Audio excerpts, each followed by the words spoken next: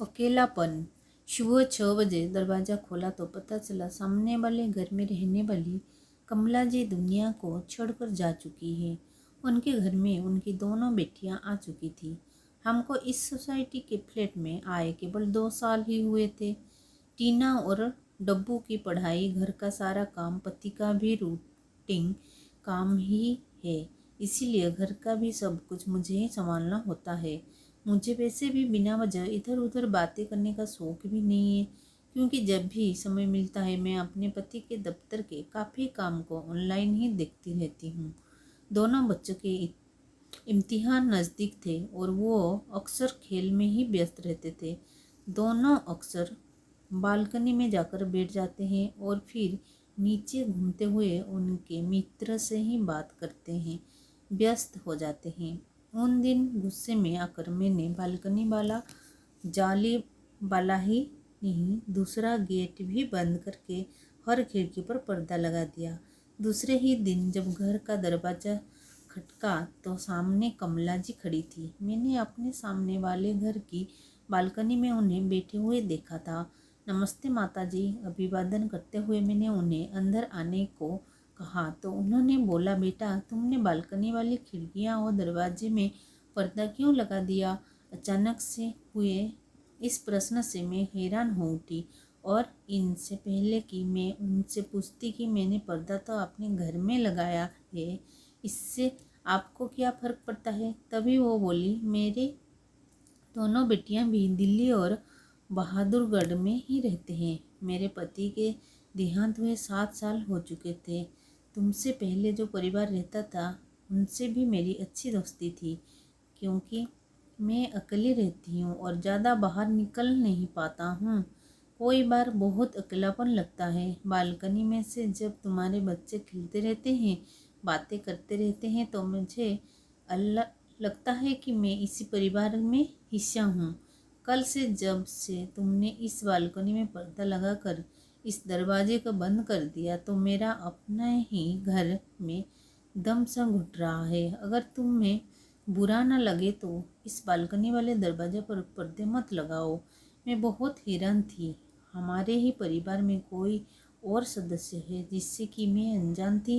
मैंने अपने बच्चों को भी माताजी से मिलवाया और बच्चे भी उन्हें नानी कहना शुरू कर दिया।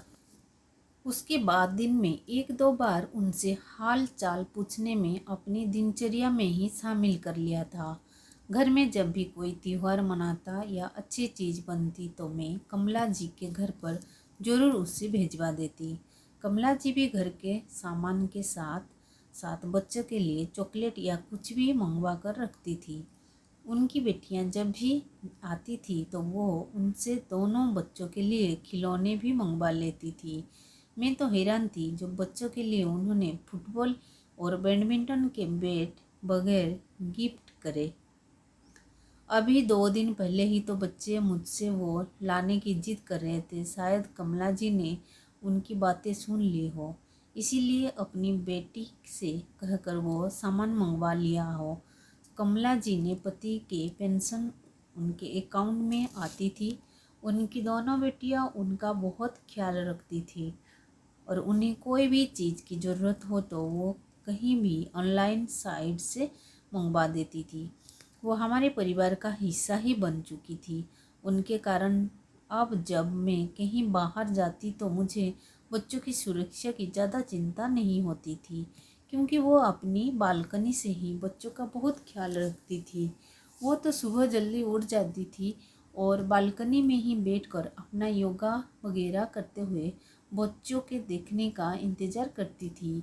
इन 2 सालों में हमको लगता था कि हमारा परिवार 4 नहीं 5 लोगों का है। वो भी हमेशा यही कहती थी कि तुम्हारा परिवार ही मेरा सहारा है। अगर तुम लोग ना दिखो तो मेरा दिन दम ही घुट जाता है। टीना तो अक्सर कह देती थी कि नानी फिर तुम यहाँ ही रह लो ना। कमला जी हंसकर कहती, अरे दोनों घरों को इकट्ठा हुआ है मानो। बालकनी से तुम दिखते तो हो।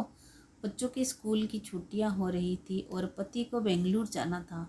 हमने भी उनके साथ बेंगलुरु ही जाने का फैसला किया ताकि हम वहाँ से मैसूर, ऊटी वगैरह भी घूम कर आ सकें।